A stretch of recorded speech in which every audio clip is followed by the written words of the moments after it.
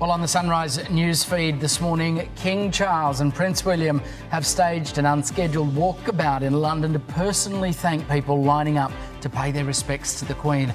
Their surprise appearance comes at a time when so many people, of course, are mourning. As this article in the Guardian highlights, that's despite most of us never having met the Queen. Let's bring in now Angela Mollard and Melissa Hoyer to discuss. A very good morning to you both.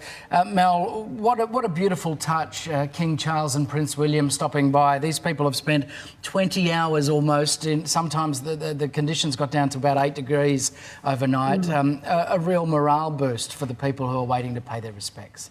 Absolutely. I mean, some of the people I've been looking at on television, they've been waiting 30, 35 hours. But, that is sort of the obsession, and I mean that in a very positive way, and the passion and everything that so many Brits have for the Queen. And it is obviously, as we all know, has certainly sort of passed over to Australia as well.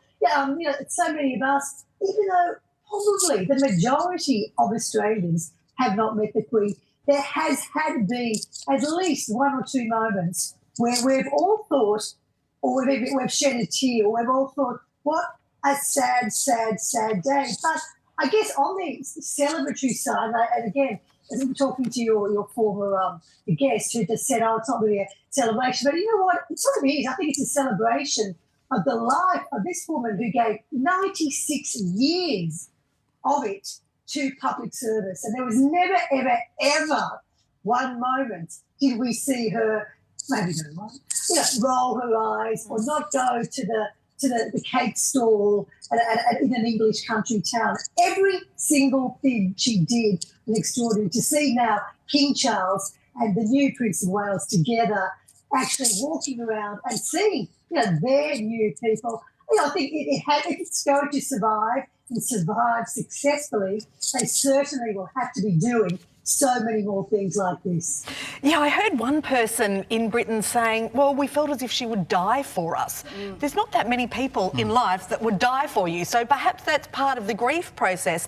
And I was really interested to read your column today where you say it's actually Prince George that you're feeling sorry for. Well, he's the child in all of this. Everybody else is a grown-up. They understand what's happening. They've known what would happen. 9 is a really knowing age. It's, in fact, this very similar age to the Queen when she learned that her uncle had abdicated and she would become Queen.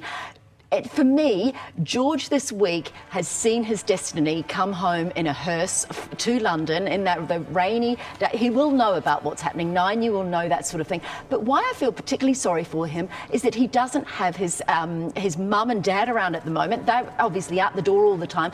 Presumably he's been looked after a lot by the Middletons and his nanny. But also this week, George started a new school with friends he doesn't know. He's in a new house in a bedroom that's unfamiliar, and he's trying probably to process what this means for him. He can see what his dad's doing. He can see what Charles is doing. This is his future, and 9, you know enough. Yep, you absolutely do. A really good point. Thank you so much, Mel and Ange. Good to see you.